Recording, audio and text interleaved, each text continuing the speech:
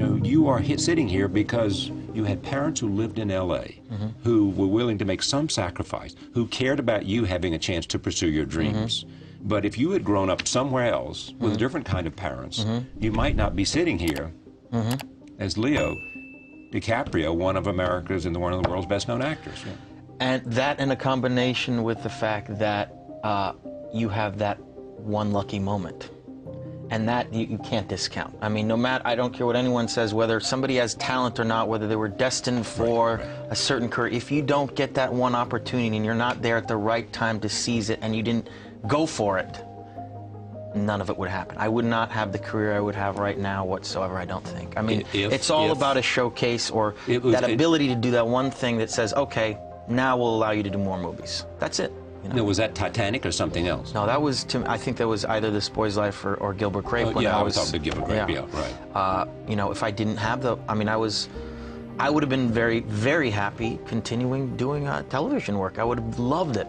You know, I would have been doing commercials and sitcoms. It would have been fine. Yeah. I mean, doing some theater. I was ecstatic to be an actor, period. I was finally saying, wow, I can do this for a living. I don't need to have some other vocation and do this on the side.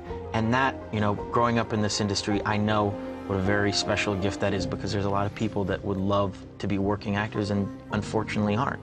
And that's the bottom line for me, what I'm most happy with. This is all the cherry, this is the whipped cream and the walnuts and the cherry on the cake. Being able to choose your roles, all this stuff is like, you know, beyond it. It really is.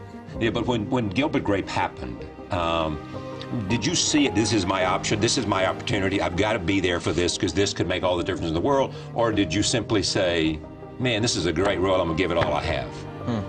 Well, that was an interesting decision point. It's funny you bring that up because I don't want to do any big sob story about how I grew up and, you know, the financial background that I had, but to finally have an opportunity after This Boy's Life, that first movie that I did, there was another movie wherein I got offered more money than I could have ever imagined.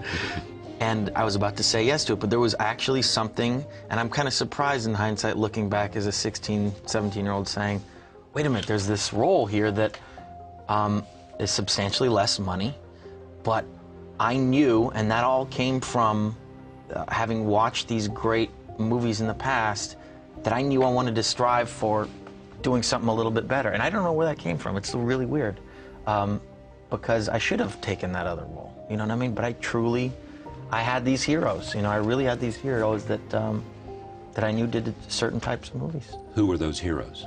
Oh God, I mean, you know, I mean, I remember watching, of course, James Dean as a young child saying, I mean, as a young kid, as a 12, 13-year-old, you know, Mitchum, of course, De Niro, of course, Hoffman, I mean, all these guys, I mean, endlessly watching their films. I mean,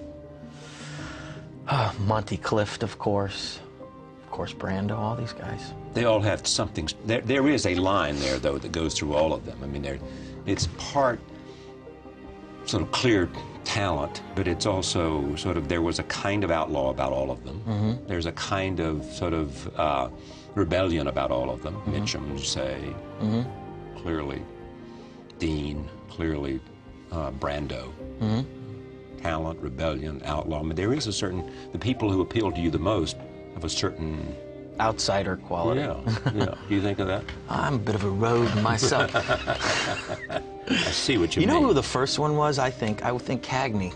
Yeah. I think really Cagney. I remember watching Public Enemy with Scorsese, actually. He was screening it for one of the films that we did, and I said, wow, I mean, even predating Brando, this was a guy that came on screen and just, you know, threw all the rules out the window.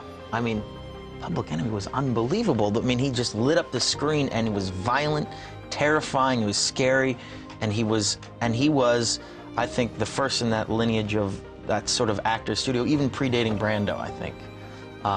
I don't know why I brought that up, but I forgot to mention him because he was out of the list. Yeah. Here's what's interesting, and I'll close with this. It is this notion, you mentioned Marty, and showing films, and the idea. One of the things that I hope to do here, and he and I have talked about this, is to make more people beneficiary of this man's passion for movies and what he can show you and believes in. So I have that same passion because I have never, ever, no film historian, no one that works at any museum, no cinema, genius that I ever have met that compares passion-wise and knowledge-wise to Martin Scorsese. I mean, the man is, I don't want to use the word obsessed, but he's consumed and lives and breathes cinema every day of his life, and everything is in his life is a reference to film. I mean, he looks at life and through different eyes. I mean, he's emotionally connected to movies. Now, it all comes from his childhood, of course, but one because of asthma or something, he had to sit in the theater and watch movies was his way of. I mean, it is infused in his DNA, unlike anyone I have ever met.